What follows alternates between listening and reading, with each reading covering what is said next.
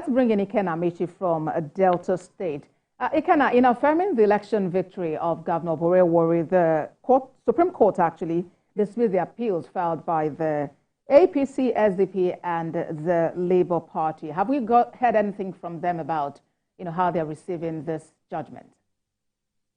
All right, Abosede, good evening. And of course, the main challenger, which is the candidate of the All Progressives Congress, the former Deputy Senate President, President of Ogun, has actually congratulated the governor and wished him well in his 4-year tenure. And of course, for the other aspirants who contested against the governor, who filed the case against him, they have not formally congratulated him.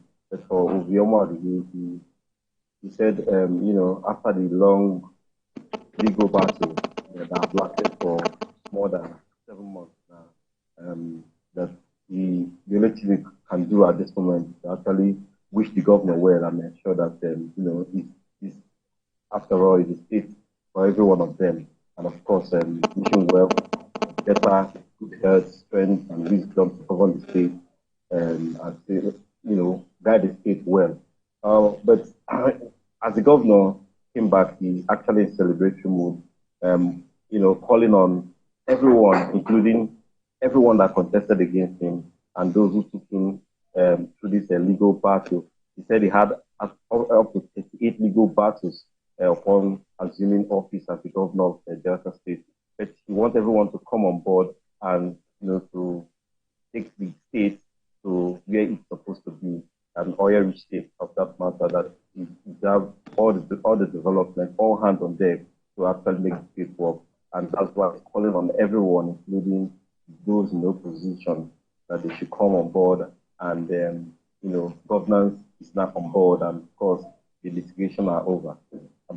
Indeed, and seeing the way people are rejoicing on TV, I was just smiling right here, looking at some of the displays of jubilation by some of the supporters there. Well, let's bring in Lanre Adeyemi from Gombe State. In part of Nasarawa, we heard about protests that almost turned violent, or in some cases were actually violent, by those who were not satisfied with that judgment that went the way of Governor Sule. What is the situation in Gombe?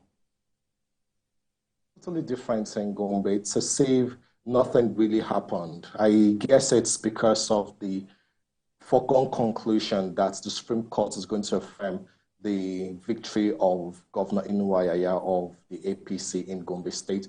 Is one of the challenges. The ADC, Nafiu Bala, actually scored less than 2,000 votes in the election, the governorship election. So it's really difficult to see how the Supreme Court could have granted him victory for scoring 2,000 votes against someone who scored over 100,000 votes.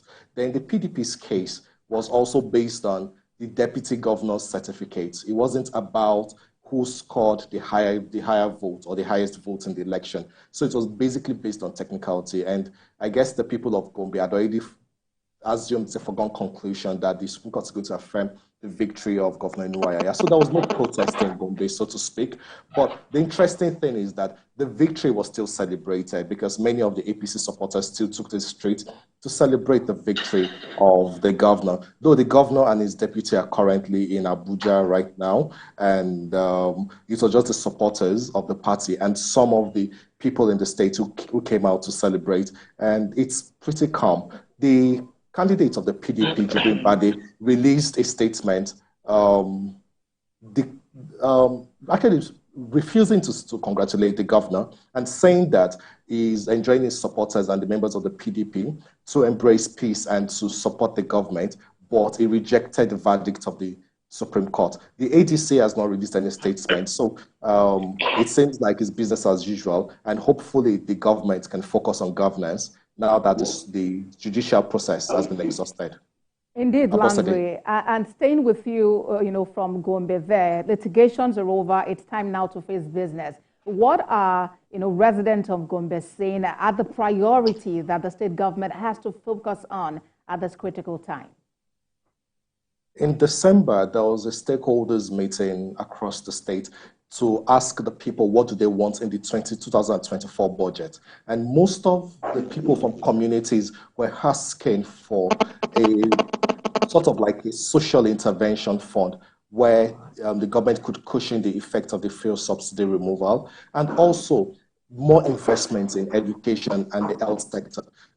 Apparently, the people of Gombe want more from their government. They want infrastructure, they want healthcare, but they also want social intervention. So, but we saw this in a few weeks after the stakeholders meeting, that the government came up with distribution of palliatives, distribution of relief materials, and also a kind of special small-scale loan, or should I say for small-scale enterprises, so that it could help to cushion the effect of the fuel subsidy removal and the difficult, challenging economic climate. But the governor has also said that he has some major projects on his hands, which includes the state secretariat, which is a major project. That's about 50 billion naira in the 2024 budget. Abosede.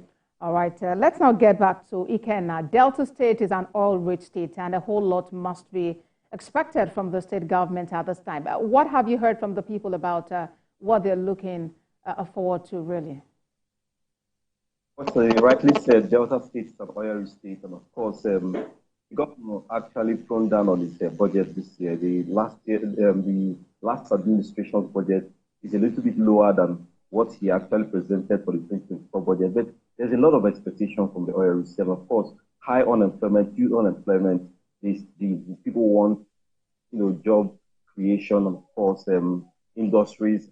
And the governor has actually, started addressing some of the situation of job creation through they have the agro-industrial park, which the governor said he will bring on, that will create jobs in the agricultural sector.